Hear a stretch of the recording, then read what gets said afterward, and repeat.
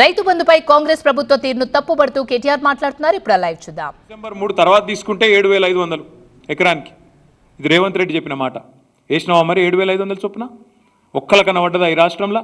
అందుకే మేము అంటున్నాం, ఒక్కొక్క రైతుకు ఒక్కొక్క ఎకరానికి నువ్వు పడ్డ బాకీ 17,500 రూపాయలు. ఒక ఎకరానికి బాకీ 17,500. ఒక ఎకరానికి 17,500 అయితే ఇగో 2 ఎకరాలకి ఎంత, ఎవరికైనా ఎక్కలు రాకపోతే 2 ఎకరాలకి ఎంత, 3 ఎకరాలకి ఎంత, 7 ఎకరాలకి ఎంత, ఇవన్నీ ఊరూరా పోస్టర్లు వేస్తాం. రైతులు అడుగుతారు, ప్రభుత్వాన్ని సమాధానం చెప్పాలి.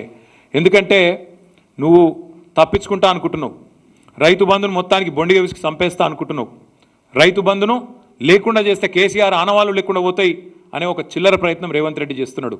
కానీ వదిలిపెట్టాం, బరాబర్ అడుగుతాం, అన్నీ అడుగుతాం. దమ్ముంటే ప్రభుత్వానికి డిక్లరేషన్ నువ్వు ఎంత రుణమాఫీ చేసినావు, ఏ ఊళ్ళో ఎంతమందికి అయింది, ఎన్ని పైసలు ఇచ్చినావు. If it's family, it has to be home. If it's home, it has to be Aparna. Saluting the spirit of every couple's sacrifice to build their dream home. నువ్వు పెట్టు ప్రమాణ పత్రం, నువ్వు పెట్టు డిక్లరేషన్. ఏ ఊళ్ళే ఎంతమందికి రైతు బంధు పోయింది, ఎన్ని పైసలు పోయినాయి, ఎవరికి ఎంత ముట్టినాయి, దమ్ముంటే పెట్టు. బోనస్ ఎవరికి ఎంత వచ్చింది ఊళ్ళే పెట్టు. ఏ ఊరికి రైతు కూలీలు ఎంతమంది ఉన్నారో పెట్టు. ఏ ఊళ్ళే కౌలు రైతులు ఎంతమంది ఉన్నారో పెట్టు. భూ యజమానులు ఎంతమంది ఉన్నారో పెట్టు. అప్పుడు హిసాబ్ కితాబ్ మొత్తం కూడా రైతులు లెక్క తీస్తారు. మా దగ్గర స్పష్టమైన సమాచారం ఉంది కాబట్టే ఆ రోజు భూ రికార్డుల ప్రక్షాళన చేసి వెంటనే మేము మొత్తం రైతాంగానికి 70 లక్షల మంది రైతులు 1,52,00,000 ఎకరాలకు టంచన్గా రైతు బంధు వేసినాం. మా దగ్గర క్లారిటీ ఉంది. ఒక్క పైసా లంచం లేకుండా, ఒక్క రూపాయి అవినీతికి ఆస్కారం లేకుండా చేసినాం. జోరుదారుగా రైతు ఒక రారాజులాగా కేసీఆర్ గారు ప్రభుత్వంలో బతికిండు. మరి ఇప్పుడు మీ ప్రభుత్వం వచ్చినాక బిచ్చగాన్ లెక్క రైతు ప్రమాణపత్రం ఇవ్వాలి అనలేదు. అనలేదు దొంగతనం జరిగినట్టు 22,000 కోట్లు దారి మళ్ళినాయి. ఎవరికి పోయినా 22,000 కోట్లు చెప్తావా? దమ్ముందా ఈ ప్రభుత్వానికి? ఎక్కడ పోయినా 22,000 కోట్లు చెప్తాందుకు పెట్టు, లెక్క పెట్టు. సూర్యాపేటలో ఎంత, సూర్యాపేట నియోజకవర్గంలో ఎన్ని పైసలు పోయినాయి, సిరిసిల్ల నియోజకవర్గంలో ఎన్ని పోయినాయి, మహబూబ్నగర్లో ఎన్ని పోయినాయి, హుజురాబాద్లో ఎన్ని పోయినాయి, మెదక్లు ఎన్ని పోయినాయి, మొత్తం పెట్టుర్రి. ఏ ఊరికి ఆ ఊరు పెట్టి లెక్క. అప్పుడు మొత్తం రాష్ట్ర రైతాంగం తీస్తుంది, హిసాబ్ కితాబ్ మొత్తం తీస్తుంది. ఎవరు దొంగలు, ఎవరు ఏంది, ఎవరు కాంగ్రెస్ వాళ్ళ మాటలేంది, ఇప్పుడేం జరుగుతున్నది విలేజ్ వైజ్ పెట్టండి, గ్రామాల వారీగా పెట్టండి, గ్రామ పంచాయతీ కాడ పెట్టండి.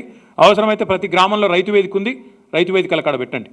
మేము ఈ ప్రభుత్వాన్ని డిమాండ్ చేసేది పిచ్చి పిచ్చి వేషాలు, పిచ్చి పిచ్చి ఆలోచనలు చేయకుండా స్పష్టంగా ఈ కొత్త దరఖాస్తులు మళ్ళా ప్రమాణ పత్రాలు రాసియాలే అనే పనికిమాలిన ఆలోచనలు బంద్ చేయండి. మొత్తంగా మీరే ఈ ప్రజాపాలన పేట తీసుకున్న దరఖాస్తులు మీ కాడ ఉన్నాయి, కొత్తగా తీసుకునే అవసరం లేదు. అందులో స్పష్టంగా రాసింది రైతు భరోసా కూడా తీసుకుంటున్నామని. మరి మళ్ళెందుకు తీసుకుంటున్నారో చెప్పండి. దమ్ముంటే ప్రభుత్వం గ్రామ పంచాయతీల వారీగా లిస్టు పెట్టాలి. గ్రామ పంచాయతీల వారీగా లిస్టు పెట్టు. ఏ ఊళ్ళో రుణమాఫీ ఎంత అయింది, రైతు బంధు ఎంతమందికి వచ్చింది, కౌలు రైతులు ఎంతమంది ఉన్నారు, భూ యజమానులు ఎంతమంది ఉన్నారు, రైతు కూలీలు ఎంతమంది ఉన్నారు, దుర్వినియోగం ఏ ఊళ్ళో ఎంత అయింది అది కూడా పెట్టు, చూస్తాం. అది కూడా సూర్యాపేటలో ఎంత అయింది, సిరిసిల్లలో ఎంత అయింది, ఏ జిల్లాలో ఎంత అయింది, దుర్వినియోగం జరిగింది అంటున్నావు కదా, వాళ్ళ సంగతి చెప్పు. అదేవిధంగా లబ్ధిదారులు ఎవరు దుర్వినియోగం చేసిండో కూడా పేరు పెట్టు. ఫలానా ఊళ్ళే ఫలానా ఎల్ఐ చేసిండు ఆయన పేరు పెట్టు. మొత్తం ఊరు చూస్తుంది. ఇక ఆయన పైసలు తిన్నడా లేదా, ఆయనకు పొలం ఉన్నదా లేదా, ప్రభుత్వం తప్పు మాట్లాడుతుందా, నువ్వు తప్పు మాట్లాడుతున్నావా, రైతు తప్పు మాట్లాడుతుందా.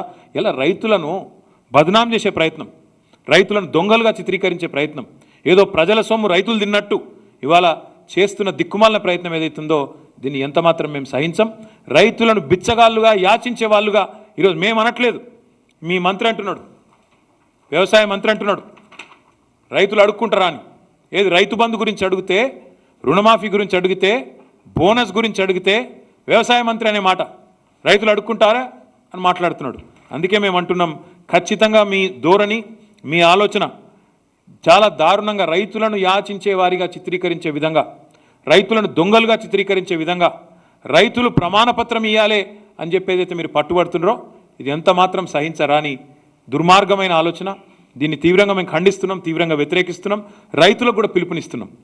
మీరు డిమాండ్ చేయండి అధికారులను, ఏమైనా మా ప్రజాపాలన దరఖాస్తులను అడగండి, ఊరూరికి అధికారులను అడగండి, మీరు పెట్టండి లిస్టు, మీరు పెట్టండి ప్రమాణ పత్రం, ఎక్కడ పోయినాయి పైసలు, ఎక్కడ దుర్వినియోగం చేసిందని అడగండి, నిలదీయండి. అందరం కలిసికట్టుగా కదం దొక్కుదాం.